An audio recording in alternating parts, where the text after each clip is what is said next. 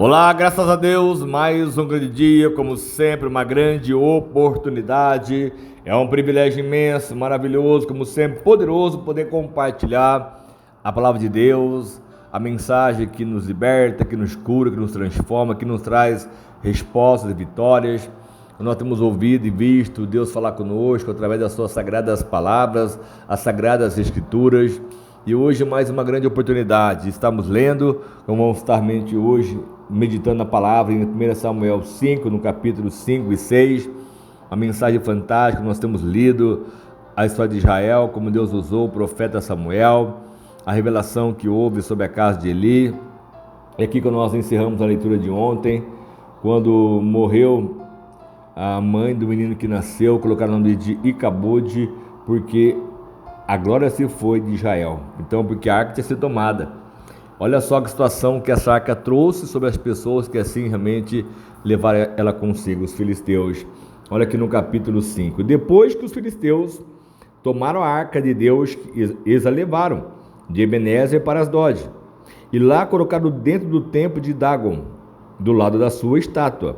Quando o povo de Asdod se levantou na madrugada, no dia seguinte, lá estava Dagon caído, rosto em terra, diante da arca do Senhor.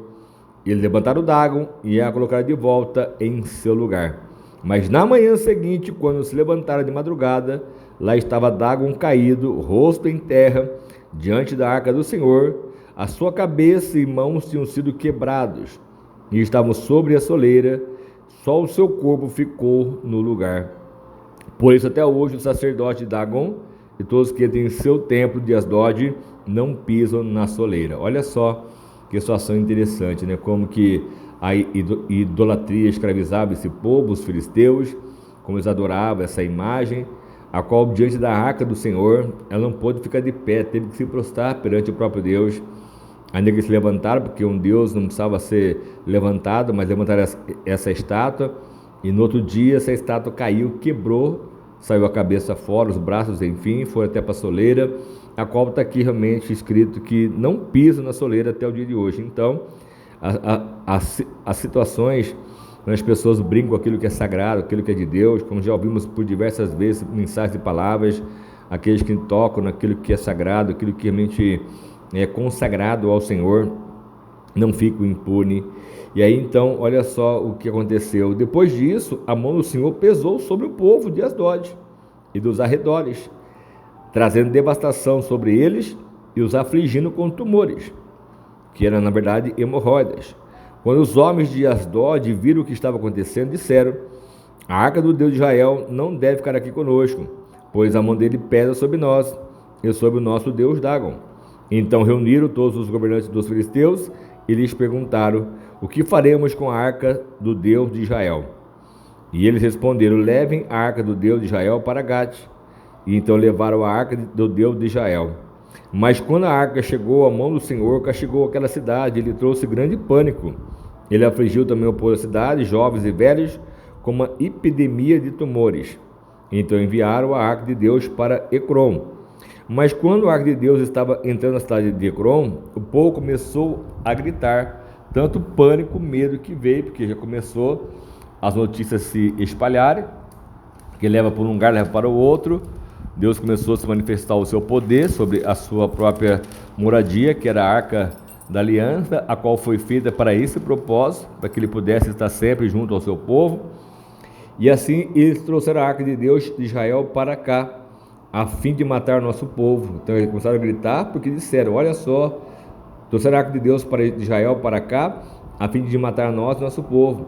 Então reuniu todos os governantes dos filisteus e disseram: levem embora a arca do Senhor de Israel, e que ela volte ao seu lugar. Caso contrário, ela matará nós e o nosso povo, pois havia pânico mortal em toda a cidade, e a mão de Deus pesava muito sobre ela. E aqueles que não morreram foram afligidos com tumores, e o clamor da cidade subiu até o céu. Pedindo misericórdia pela dor que eles deveriam estar sofrendo naquele momento, os tumores.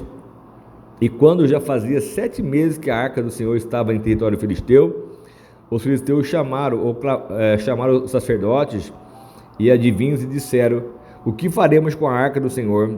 Diga-nos como que devemos mandá-la de volta ao seu lugar. E eles responderam: se você devolver a arca de Deus de Israel, não mande de volta só a arca, mas envie também uma oferta pela culpa. Então vocês serão curados e saberão porque a sua mão não tem de vocês se afastado. E os filisteus perguntaram: que oferta pela culpa devemos enviar-lhe? E eles responderam: 5 tumores de ouro e 5 ratos de ouro, de acordo com o número dos governantes filisteus, porquanto a mesma praga atingiu vocês e a todos os seus governantes.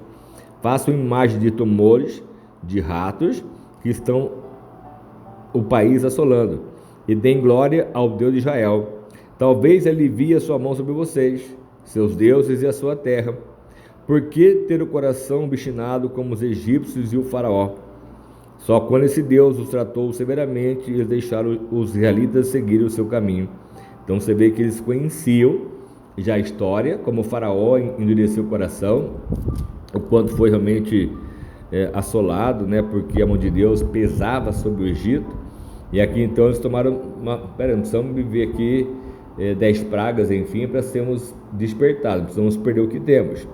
Já tinha praga demais, ou seja, a dor já era imensa, os tumores, imagina então essas hemorroidas, como deveria ser realmente doloroso a este povo, a maneira como estavam sendo assolados, os ratos que veio sobre a cidade.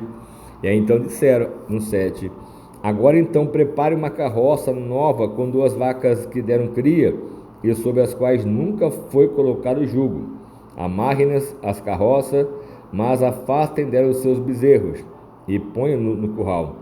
Coloque a arca do Senhor sobre a carroça e põe numa caixa ao lado dos objetos de ouro que vocês estão enviando como oferta pela culpa. Envie a carroça e fique observando. Se ela for para o seu território próprio, na direção de Bet-Semes, então foi o Senhor que trouxe essa grande desgraça sobre nós. Mas se ela for então para outro lado, então saberemos que não foi a sua mão que nos atingiu e que isso aconteceu conosco por acaso. E assim então fizeram. Pegaram 2 vacas como cria, amarraram-as a uma carroça, prendeu seus bezerros no curral, colocaram a arca do Senhor na carroça e junto dela a caixa com os ratos de ouro e as imagens dos tumores. Então as vacas foram diretamente para Bet-Semes, mantendo-se sempre na estrada e mugindo por todo o caminho. Não se desviaram nem para a direita nem para a esquerda. E os governantes filisteus a seguiram até a fronteira de Bet-Semes. Então realmente eles viram que a mão do Senhor estava realmente ali pesando eles. Ora, o povo de Bet-Semes estava colhendo trigo no vale, e quando viram a arca, alegraram-se muito. E a carroça chegou ao campo de Josué, de Bet-Semes, e ali parou ao lado de uma grande rocha. Então cortaram a madeira da carroça e ofereceram as vacas como holocausto ao Senhor. E os levitas então tinham descido a arca do Senhor e a caixa com os objetos de ouro, e as tinham colocado sobre a grande rocha. Naquele dia o povo de Bet-Semes ofereceu holocausto, sacrifício ao Senhor. E os 5 governantes dos filisteus viram tudo isso e voltaram naquele mesmo dia a Ecrom. Os filisteus então enviaram ao Senhor como oferta pela culpa esses tumores de ouro, um por Asdod, outro por Gaza, outro por Ascalon, outro por Gate e outro por Ecrom.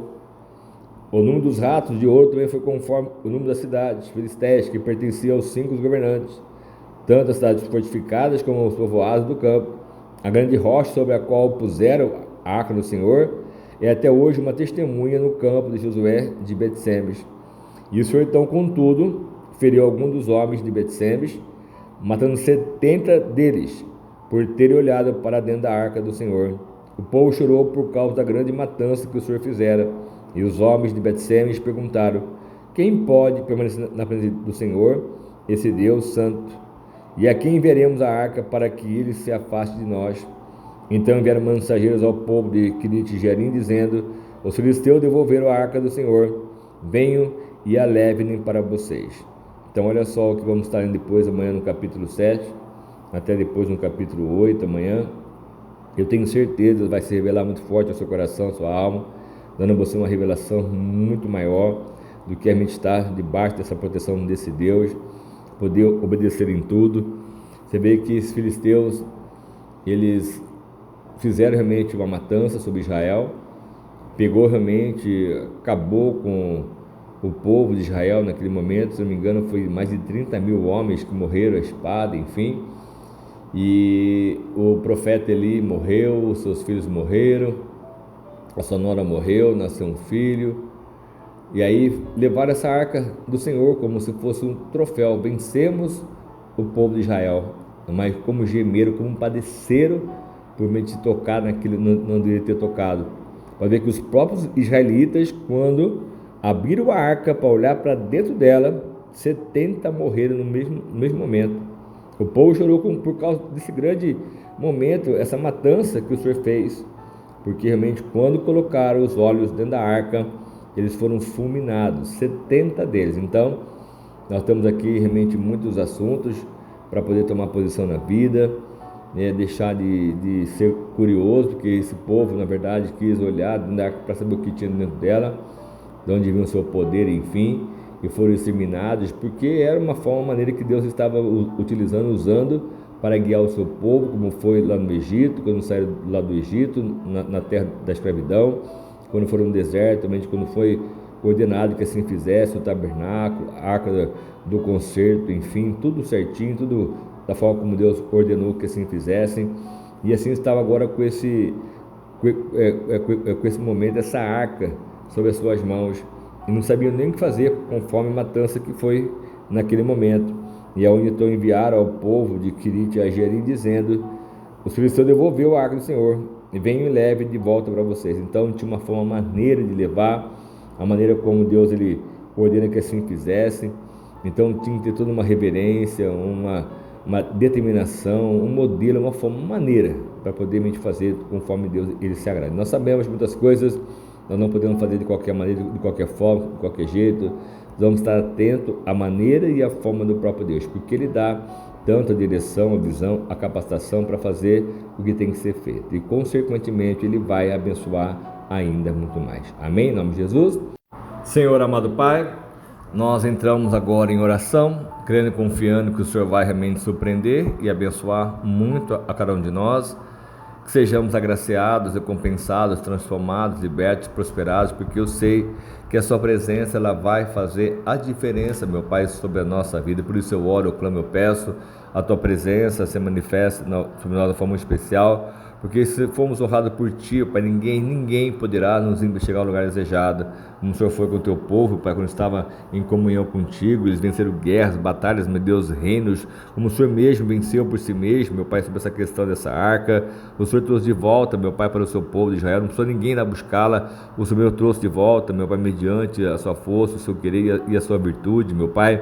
Então possamos crer, confiar, acreditar que o Senhor vai fazer a diferença, meu Pai, sobre a nossa vida, nos honrando, nos abençoando e nos consagrando, como o Senhor teve o poder de fazer, Pai, com essa arca.